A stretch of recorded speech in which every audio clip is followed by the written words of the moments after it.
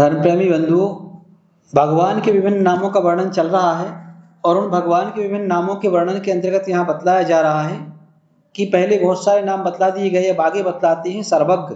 सर्वज्ञ का अर्थ होता है सर्वम जानाति सर्वज्ञम, जो तीनों लोकों के समस्त पदार्थों को एक साथ युगपत जानते हैं, उनका नाम सर्वज्ञ होता है, वो सर्वज्ञ होते हैं। और सर्वज्ञ का मतलब ये नहीं होता है कि हम शरीर से संपूर्ण शरीर संसार में व्याप्त हैं, बल्कि सर्वज्ञ का मतलब होता है कि उनके ज्ञान में संपूर्ण पदार्थ एक साथ युगपत झलक रहे हैं, इसलिए उनका नाम सर्वज्ञ है। तो सर्वज्ञ का मतलब ये नहीं कि हम आत्म शरीर से संपूर्ण लोक में हम ही व्याप्त हैं, ऐसा नहीं होता। हमारा ज्ञान ऐसा है कि सबको जान रहा है, इसलिए सर्वज्ञ कहलाता है। तो सर्वज्ञ के बारे में बतलाया जाता है, जैसे कुछ लोग कहते हैं, एक बार की घटना कि एक आस्तिक और एक नास्तिक दो जा रहे थे और संयोग की बात कि दोनों जाते जाते एक सैर कर रहे थे।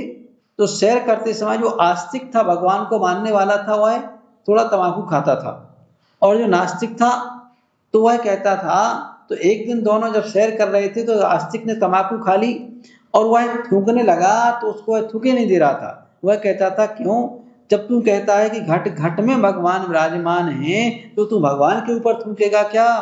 तो उसको थूके ना दे। फिर वह विचार करता है, कहाँ थूक दूं, किसी जगह जहाँ कचरा पड़ा वहां थूक दूं। तो वह विचार करता है कि वह जब थूके लगे तो फिर उसको रोक दे। कहे, तू जब कहता है कि घट घट में भगवान है, तो उसके कचरे में भी थूकेगा तो वहां भगवान है, तो भगवान के ऊपर थूकेगा क्या? जब वह बार बार कहीं भी नहीं थूकने दिया, उसको परेशान हो गया। इतने में वह चलते चलते उसको, जो नास्तिक था, उसको एक जमाई आई, उसने ऐसा मुंह खोला तो उसने उसके मुंह में थूक दिया। बोले, दुनिया में सब जगह भगवान हो सकते हैं, लेकिन तेरे मुंह में भगवान नहीं हो सकते। तो यहाँ कहने का अभिप्राय ये कि भगवान शरीर रूप से संपूर्ण रूप में विराजमान नहीं होते हैं, बल्कि वह उनका ज्ञान ऐसा परिष्कृत होता है कि वह ज्ञान के माध्यम से संपूर्ण लोक के पदार्थों को एक साथ युगपत जानते हैं, इसलिए उनका नाम सर्वज्ञ होता है।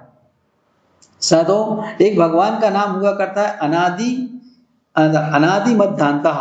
तो भगवान का ना आदि मध्य और अंत नहीं हुआ करता है, क्योंकि एक बार जो भगवान बन जाते हैं वो हमेशा के लिए उस पद पर विराजमान हो जाते हैं, द्वारा कभी उस पद से च्युत नहीं होते हैं, इसलिए वह उनका नाम आदि मध्य और अंत हुआ करता है। तो और भगवान का एक नाम होता है सार्वा, मतलब सबका हित करने वाले, सबको हित का उपदेश देते हैं। ऐसे संसार के कोई प्राणी नहीं हुआ करते हैं जिनको हित का उपदेश ना दें। संपूर्ण लोगों को हित का उपदेश देते हैं, और हित का उपदेश इसलिए देते हैं ताकि वह संपूर्ण जीवों का कल्याण हो। तो भव्य जीवों के निमित्त संपूर्ण जीवों को हित का उपदेश, इसलिए वह सार्वा कहलाते हैं।